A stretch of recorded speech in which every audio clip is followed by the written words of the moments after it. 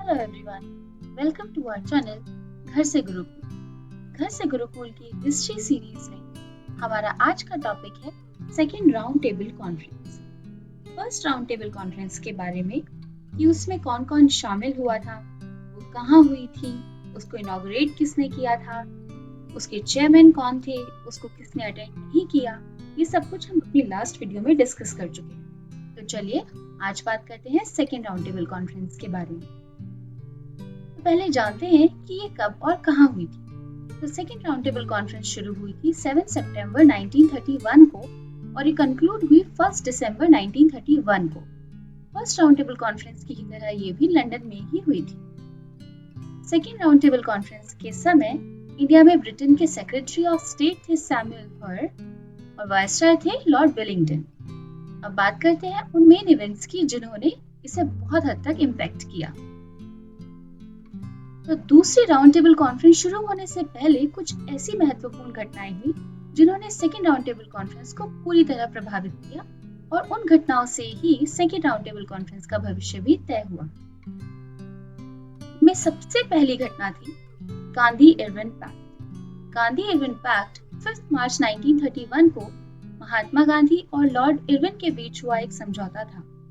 इसमें हुए समझौतों में एक शर्त ये भी थी कि Congress second round table conference में भाग लेगी। तो क्योंकि पहली राउंड टेबल कॉन्फ्रेंस में कांग्रेस शामिल नहीं हुई थी और ब्रिटिश गवर्नमेंट ये जानती थी कि अगर कांग्रेस, जो उस समय देश की अधिकतर जनता का प्रतिनिधित्व करती थी, वही इस कॉन्फ्रेंस का पार्ट ना हो तो ऐसी कॉन्फ्रेंस में हुए समझौतों का कोई मतलब ही नहीं बनता। इसलिए जब गांधी इरविन पैक्ट हुआ तो इरविन की सबसे पहली शर्त महात्मा गांधी के सामने ये ही थी कि Congress second round table conference में भाग ले। इसी बात को मानते हुए महात्मा गांधी कांग्रेस के सोल रिप्रेजेंटेटिव के तौर पर सेकेंड राउंड टेबल कॉन्फ्रेंस में शामिल हुए। दूसरी महत्वपूर्ण घटना जिसने सेकेंड राउंड टेबल कॉन्फ्रेंस को बहुत हद तक प्रभावित किया वो थी ब्रिटेन की लीडरशिप में बदलाव। सेकेंड राउंड टेबल शुरू होने के केवल 2 हफ्ते पहले ही ब्रिटेन की लेबर गवर्नमेंट गिर गई और इसकी जगह कोएलिशन गवर्नमेंट यानी मिलीजुली सरकार अस्तित्व में आई, जो लेबर पार्टी, कंजर्वेटिव पार्टी और लिबरल पार्टी तीनों की ही मिलीजुली सरकार थी। वैसे तो प्राइम मिनिस्टर अभी भी रामसे मैकडोनाल्ड ही थे, लेकिन हम सब जानते हैं कि गवर्नमेंट्स बदलने से देश की पॉलिसीज, उनका आउटलुक सब कुछ चेंज हो जाता है।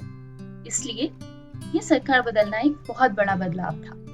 अब बात करते हैं कि सेकेंड राउंड टेबल कॉन्फ्रेंस को किस किस ने अटेंड किया।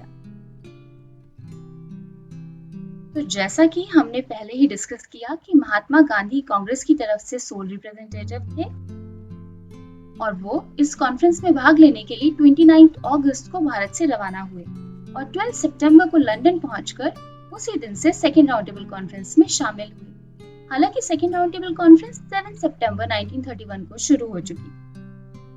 तो महात्मा गांधी के अलावा सेकेंड राउंड टेबल कॉन्फ्रेंस में कुछ और नेताओं ने भी भाग लिया। चलिए उनके बारे में जान लेते हैं। तो सेकेंड राउंड टेबल कॉन्फ्रेंस में महिलाओं का रिप्रेजेंटेशन किया राधाबाई सुब्बारायन और बेगम जहां आरा ने। अनटचेबल्स को रिप्रेजेंट किया डॉक्टर B.R. अम्बेडकर ने। इंडियन मुस्लिम लीग को रिप्रेजेंट किया मोहम्मद अली जिन्ना और आगा खान ने। लिबरल पार्टी की तरफ से सेकेंड राउंड टेबल कॉन्फ्रेंस में थे सर तेज बहादुर सप्रू।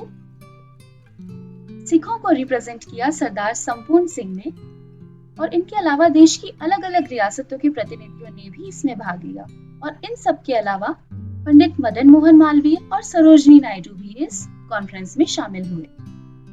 अब बात करते हैं कि सेकेंड राउंड टेबल कॉन्फ्रेंस में किन किन बातों पर डिस्कशन हुआ।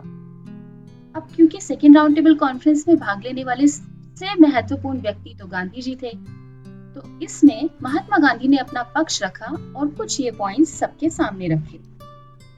पहला कि कांग्रेस को ही संपूर्ण भारत देश का प्रतिनिधित्व करने दिया जाए, यानी अलग अलग राजनीतिक दल अलग अलग धर्म, गुटों या जातियों को रिप्रेजेंट ना करें, बल्कि केवल कांग्रेस ही संपूर्ण भारत और इसकी जनता की प्रतिनिधि हो।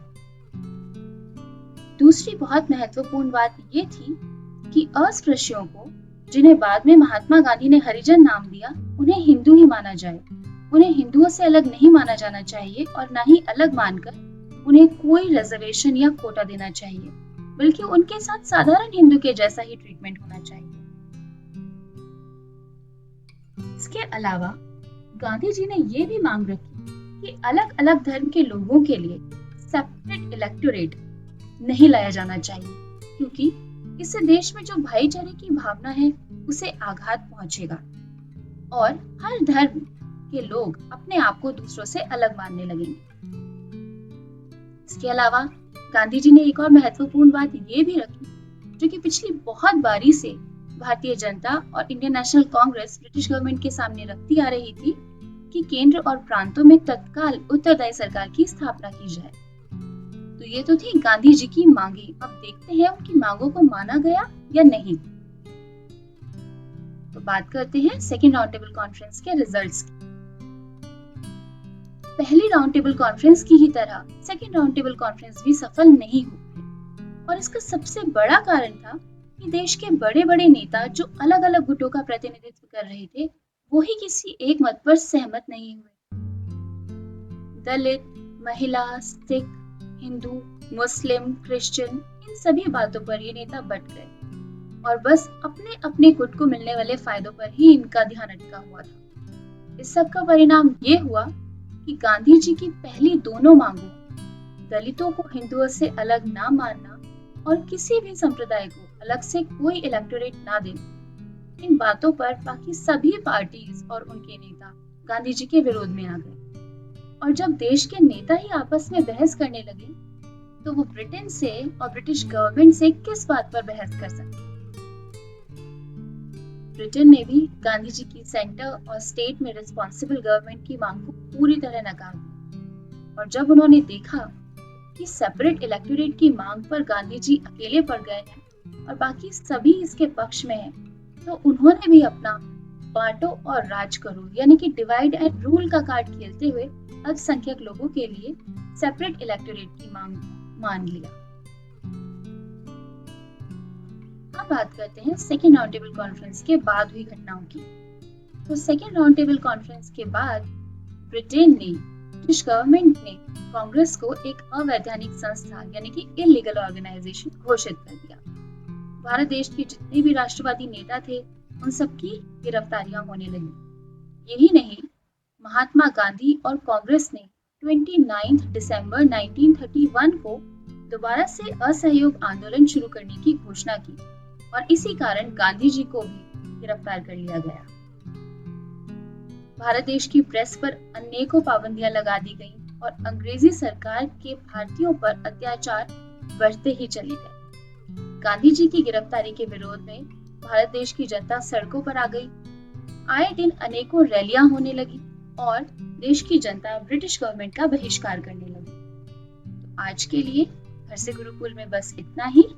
आगे के लिए stay tuned and please like, share and subscribe घर से गुरुकुल।